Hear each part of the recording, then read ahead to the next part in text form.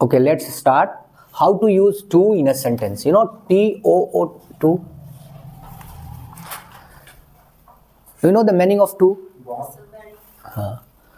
It has two meanings. One is बहुत, more than, excess, and one means we.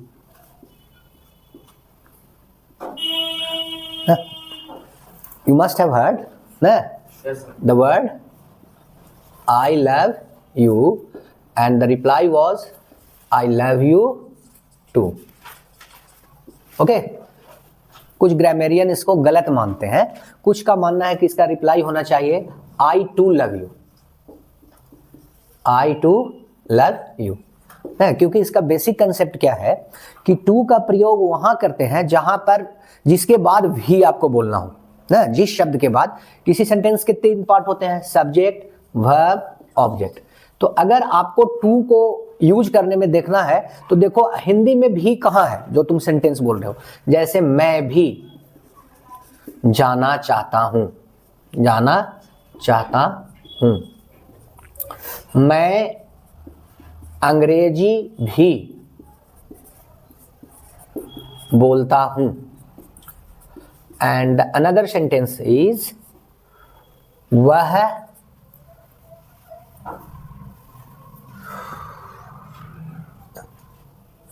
लिखना भी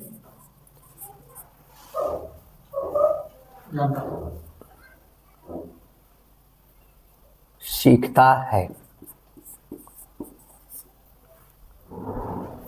okay, now let us see these 3 examples. First is मैं भी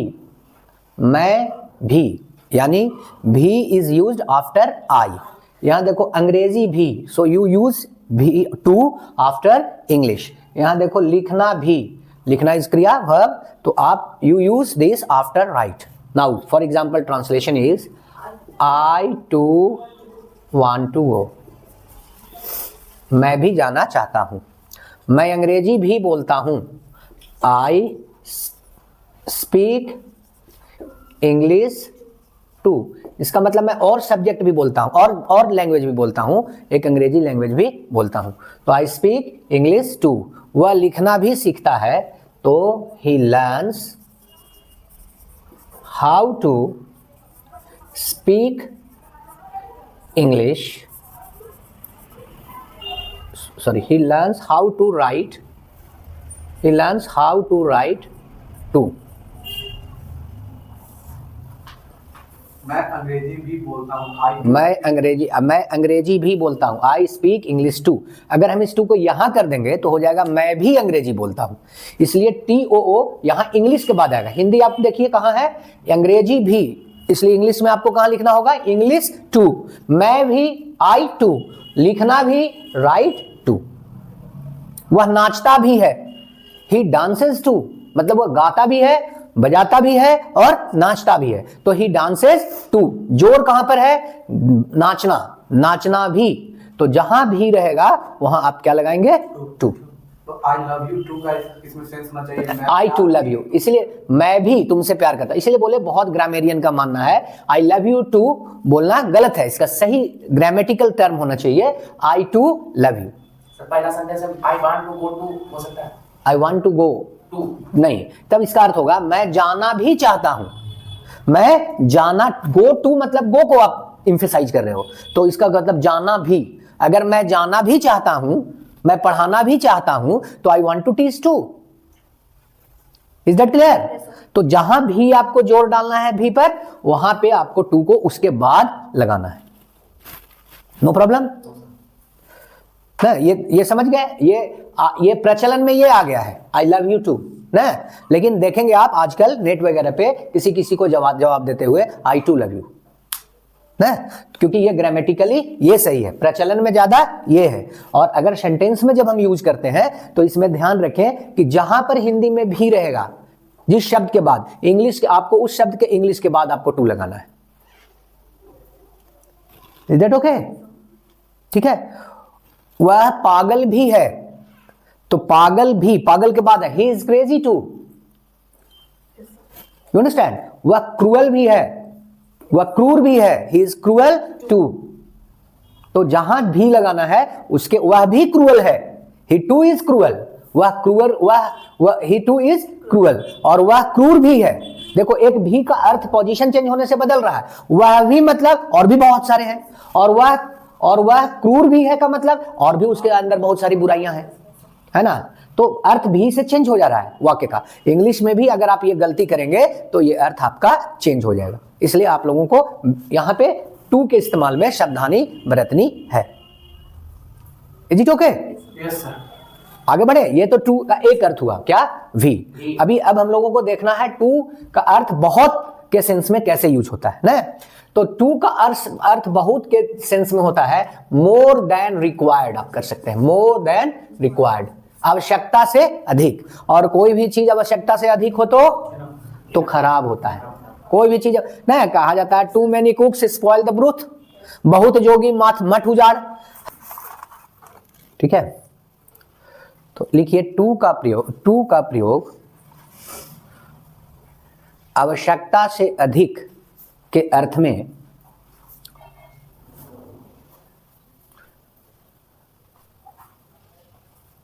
negative अर्थ में होता है। आवश्यकता से अधिक के अर्थ में निगेटिव सेंस में होता है।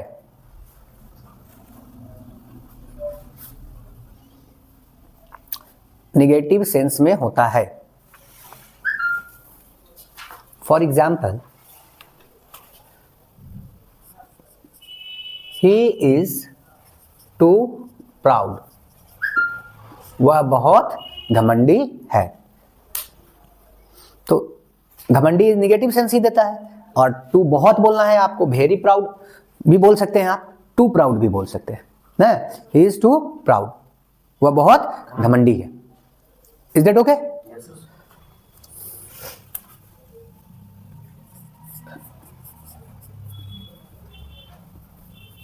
It's never too late to mend oneself.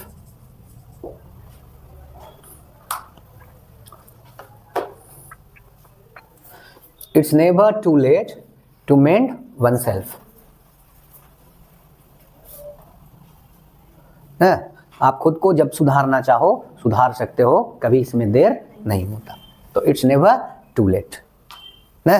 तो कभी कभी निगेटिव आप लगा देंगे शब्द ना, टू में नॉट भी लगता है, तो जब हम नॉट शब्द लगा देंगे और उसके बाद इन्फिनेटिव आएगा तो वो पॉजिटिव सेंस देने लगता है। अभी आगे हम इसकी चर्चा करेंगे ना, क्योंकि ये एक फ्रेज है, it's never too late to mend ना। बल्कि आप वन सेल्फ हटा दें, ये कहावत है, it's never too late to mend. Is that okay? हाँ, it's too cold outside. It's too cold outside. बाहर बहुत ठंड है। ओके? तो आवश्यकता से अधिक, बहुत कहने का मतलब जरूरत से ज्यादा, है ना। हाँ, इसलिए ये निगेटिव सेंस को दे रहा है ना। किसी को भी कहते हैं यू आर, जैसे कोई बहुत लंबा हो, इतना लंबा हो कि जितनी वो भद्दा लगता हो, उसकी लंबाई, कोई बहुत पतला हो और उसकी लंबाई 6 फीट 3 इंच हो जाए तो वो कैसा दिखेगा? हाँ, बहुत लंबा। तो आप कह सकते हैं ही इज टू टॉल। क्या कह सकते हैं? हाँ।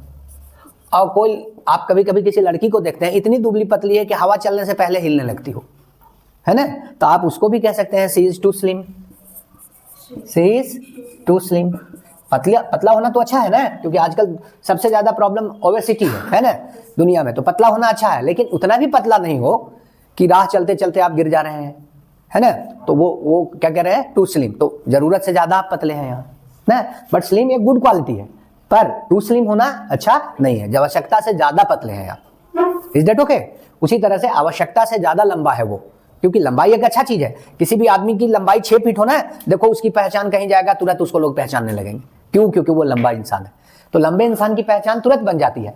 छोटे कद वाले इंसान की पहचान बनानी हो तो हर जगह जाके परिचय देना पड़ता है। हेलो आई एम संतोष, है ना, हेलो आई एम दिस, मैं ये करता हूं। आपको हर जगह परिचय देना होगा। लेकिन अगर आप लंबे कद काठी के इंसान हो तो जाओ एक बार किसी व्यक्ति से मिल लो, वो आपको बहुत लंबे समय तक याद रखेगा, और आपको 2 ही दिन में आदमी भुला देगा, क्योंकि आपकी कद छोटी है। तो लंबाई तो एक अच्छी कद को दर्शाता है, पर अगर जरूरत से ज्यादा आप लंबे हो तो वो भी खराब है, ठीक है। तो इसलिए बोलेंगे he is too tall. Is it okay? तो अगर आप किसी चीज को निगेटिव सेंस में बोलना चाहिए, इसका मतलब उसका लंबाई आप निगेटिव सेंस में बोल रहे हैं, तो उस वर्ड एडजेक्टिव के पहले आप क्या लगा दे? टू, क्योंकि टू एडवर्ब है, तो ये एडजेक्टिव के पहले लेगा। चाय है, पीने लायक गर्म है, ठीक है, चाय पीने लायक गर्म है, तो कहते हैं टी इज फेयरली हॉट। लेकिन चाय इतना गर्म है कि उसको हम ओंठ से लगा के पी नहीं सकते, तो क्या कहेंगे? Tea is too hot, tea is too hot है। तुम कोई धीमा चल रहा है, लेकिन बहुत ज्यादा धीमा चल रहा है, एक धीमा चलना क्या वही सीमा है, उससे ज्यादा, तो आप क्या कह सकते हैं? You are too slow. कोई पढ़ने में बहुत कमजोर है, तो आप क्या कह देंगे? You are too weak, too dull है। Is that okay? तो कमजोर भी है तो एक थोड़ा मोड़ा कमजोर है, लेकिन वो बहुत अधिक कमजोर है, तो you are too dull. Is that okay? Yes sir.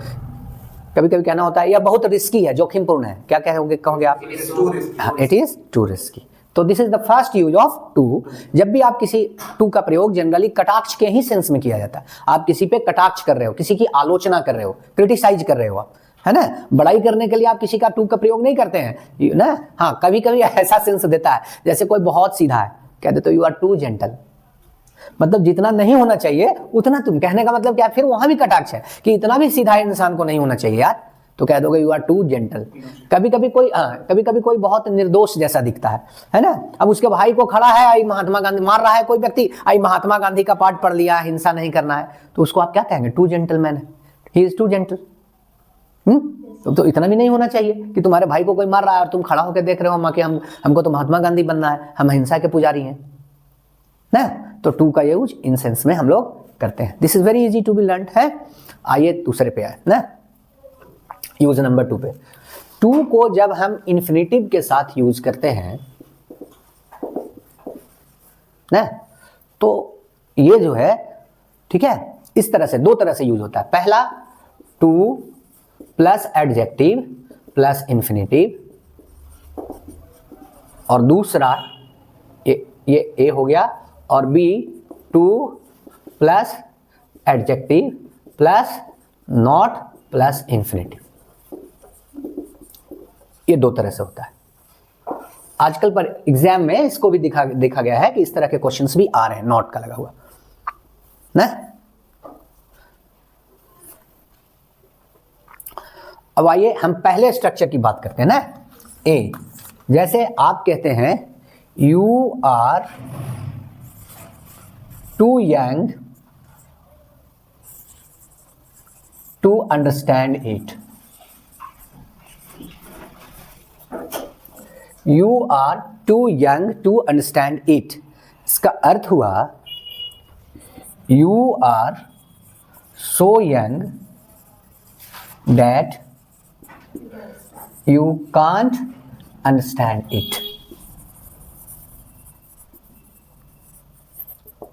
तुम इतने छोटे हो कि तुम इसे नहीं समझ सकते। यानी to plus adjective plus infinitive लगाएंगे तो ये निगेटिव सेंस देगा, तुम नहीं समझ सकते हो। You are too slow to win the race, यानी तुम इतने स्लो हो कि रेस नहीं जीत सकते हो। Okay, it is too hot, the tea is too hot to take, the tea is too hot to take. इसका मतलब हो गया the tea is so hot that it can't be taken.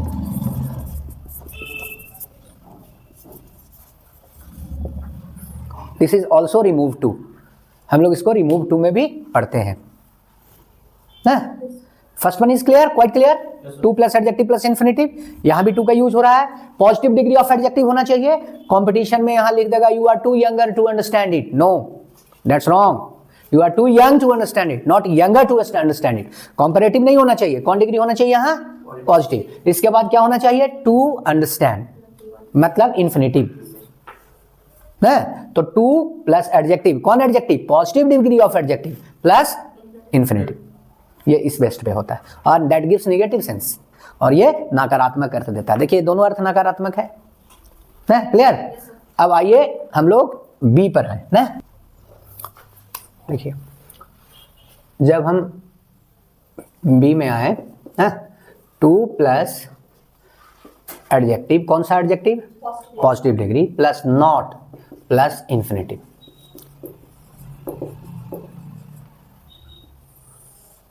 Okay, ये positive sense देता है। Not लग जाने के बाद अब ये उल्टा सेंस दे रहा है। नॉट नहीं लगता है तो निगेटिव सेंस देता है, नॉट लगने के बाद ये पॉजिटिव सेंस देता है। देखिए जैसे your younger brother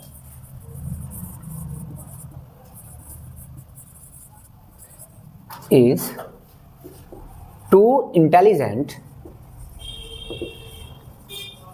not to understand this matter.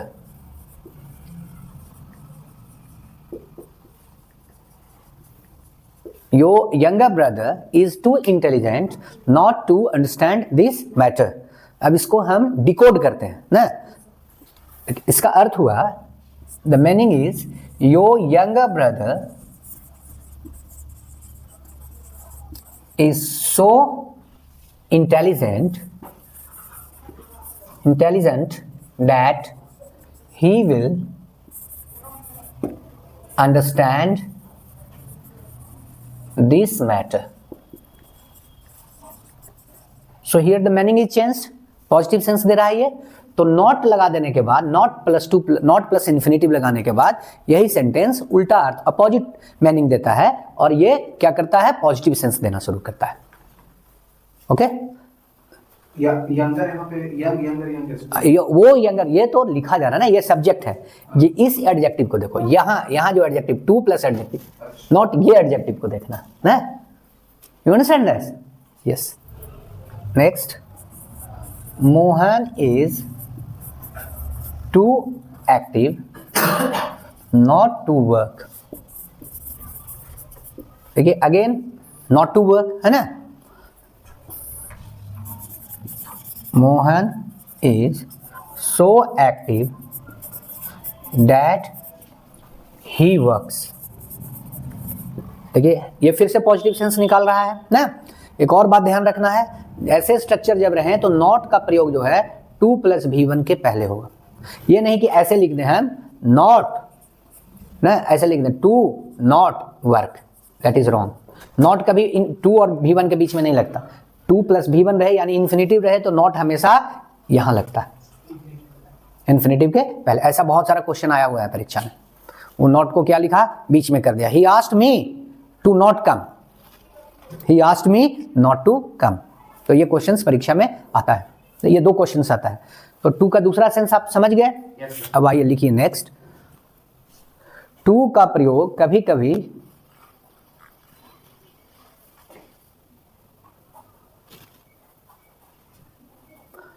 Positive earth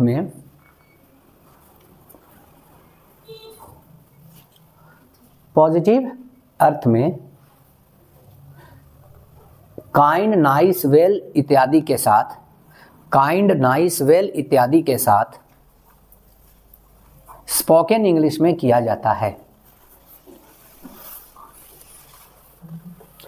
kind, nice, well इत्यादि के साथ स्पोकन इंग्लिश में किया जाता है। पॉजिटिव सेंस में, ये निगेटिव सेंस नहीं दे रहा है। It's too kind of you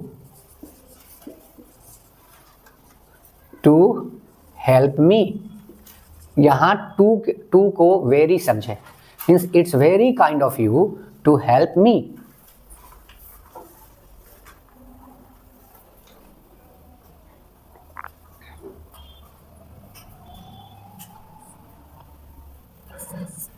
I am feeling too well today. ये स्पोकन में होता है I am feeling too well today, यहाँ टू को वेरी समझिए। I am feeling very well today, तो टू का ये अगला इस्तेमाल हो गया है ना। ठीक है, अगर इंफिनिटिव का ऑब्जेक्ट वही है जो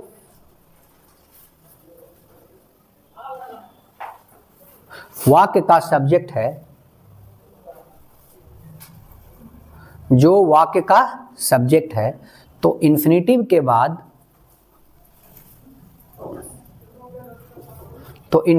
के बाद उसके लिए कोई प्रोनाउन का इस्तेमाल नहीं किया जा सकता। तो इन्फिनेटिव के बाद उसके लिए कोई प्रोनाउन का इस्तेमाल नहीं किया जा सकता।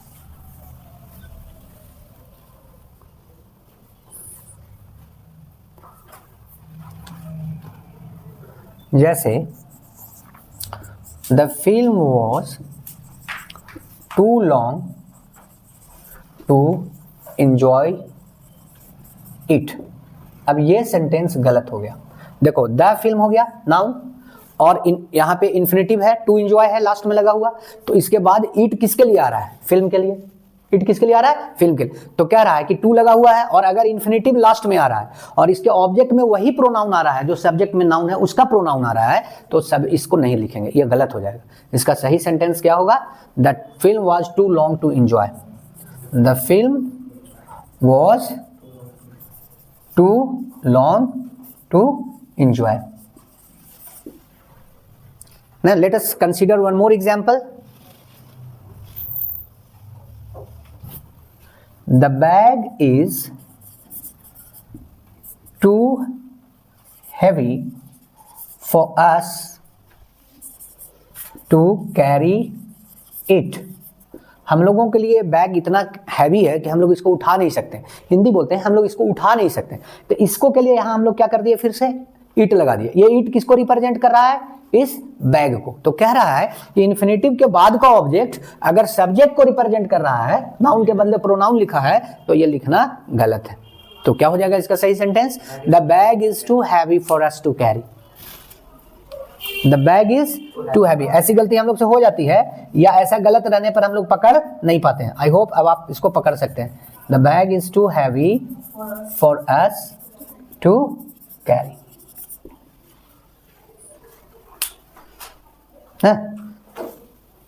That's all for today.